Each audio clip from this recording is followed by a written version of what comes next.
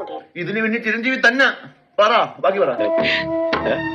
Reporter ചാനലിൽ ഉച്ചയ്ക്ക് വന്ന ന്യൂസാണ്. എന്തായിരിക്കും അന്ന് അർജുൻ ഒരു അറസ്റ്റുമായി ബന്ധപ്പെട്ട് നടക്കുന്നത്? ഓ, കിട്ടിയപ്പോ എടുത്തു വെച്ചിട്ട് ചുരത്തുന്ന അല്ലു അർജുന്റെ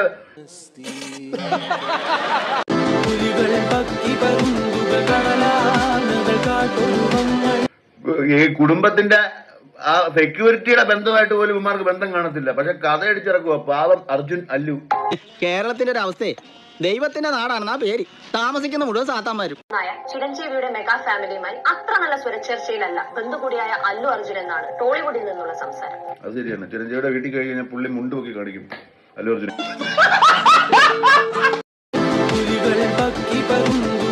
അല്ലു അർജുന്റെ അമ്മാവനാണ് ചിരഞ്ജീവി.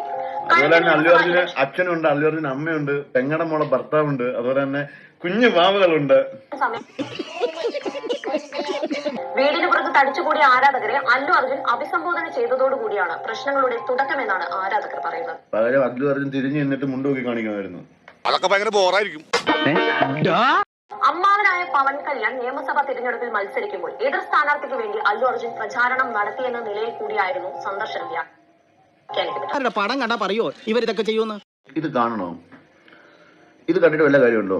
ഇതിനകത്ത് പറഞ്ഞു തരുന്നത് ഗാന്ധിജിയെ കൊന്നത് വരെ അല്ലു അർജുനാണെന്നാണ്. സാവിത്രി അപ്പോൾ എന്തൊക്കെ നിരീക്ഷിച്ചുകൊണ്ടാണ് ഇടക്കാല ജാമ്യ തീരുമാനം വരുന്നത്? സാവിത്രി ഉണ്ടോ അവിടെ? അതുകൊണ്ട് വേറെ പ്രശ്നങ്ങളൊന്നും കാണത്തില്ല. സാവിത്രി പറമോളെ, ഇത് ന്യൂസ് ചാനലിൽ കാണും, പോയി കണ്ടാൽ മതി. എനിക്ക് ഇതിൽ കൂടുതൽ വേറെ ഒന്നും പറയാനില്ല. ഒരു നല്ലൊരു മനുഷ്യൻ, അങ്ങനെയൊക്കെ കിട്ടിയ ഒരു അവസരം അവന്മാർ ഉപയോഗിച്ചു. അത് വെച്ചിട്ട് ഇര പിടിക്കാൻ നിൽക്കുകയാണ് എല്ലാവരും. കിട്ടേണ്ടതൊക്കെ കിട്ടിയല്ലോ, സമാധാനമായല്ലോ. അതിന്റെ കൂട്ടത്തിൽ ഒരു കുഞ്ഞു തള്ളിക്കുന്ന കുഞ്ഞുപുഴു, കുഞ്ഞു കളിക്കുന്ന കുഞ്ഞുപുഴു, അതായിട്ട് അങ്ങനെ കണ്ടാൽ മതി എന്നെ. ഞാൻ പോകുന്നു. Bye bye.